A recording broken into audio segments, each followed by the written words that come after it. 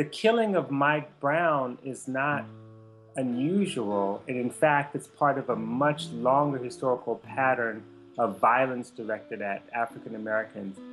If we just take the shorter historical view, police violence has been the source of every single urban insurrection in the history of the United States having to do with Black people. If we go back further, from the end of slavery, through the history of lynching, even the formation of the police departments as, urban phenomenon. The police were established in many urban areas for the purposes of social control. It wasn't crime control, but the fact that free Black people, as post-slavery, were perceived as a threat both economically, a threat sexually, and so we have to kind of connect the murder of Mike Brown to the history of lynching. In the paper where they have two colored school teachers now in Levittown. So that's just a good example of what is going to happen. Well, what's wrong with that? I do not like it. I have 2 daughters and 2 sons. And if there's too many colored people around here, I definitely will get out. I don't want her associating with colored people. Every 28 hours, an African American is killed by the police, by private security, or by vigilantes in the United States. That is 6 every week. All the early 20th century riots that we know of were not riots of Black people rising up in their communities. They were riots of white vigilantes coming into Black communities to kill.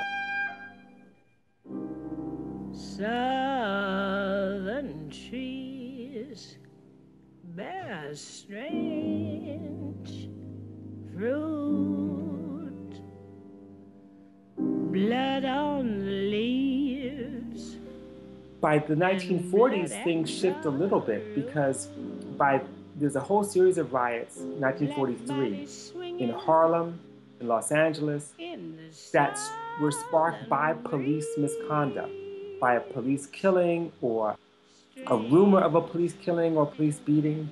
And those were the riots that begin to spark urban uprisings by people in those ghetto communities.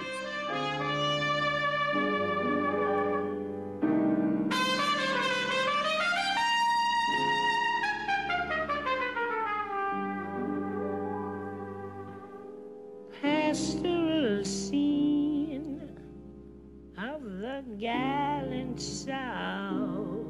As we get to the 1960s, you're talking about between 1964 to 1972, 300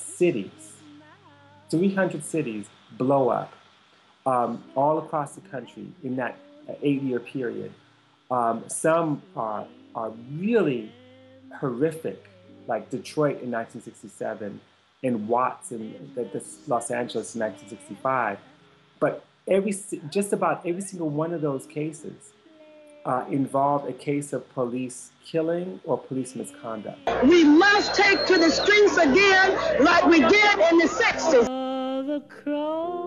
After that, it begins to decline a little bit, but we do have these moments. Miami, 1980, police misconduct. That police killing led to one of the big urban insurrections. Of course, you have Los Angeles in 1992, the Rodney King, they call it the Rodney King riots, where the beating of Rodney King and the fact that these police officers were exonerated. That beating was the beginnings of what we think of as the revolution in video and technology to be able to capture these kinds of moments.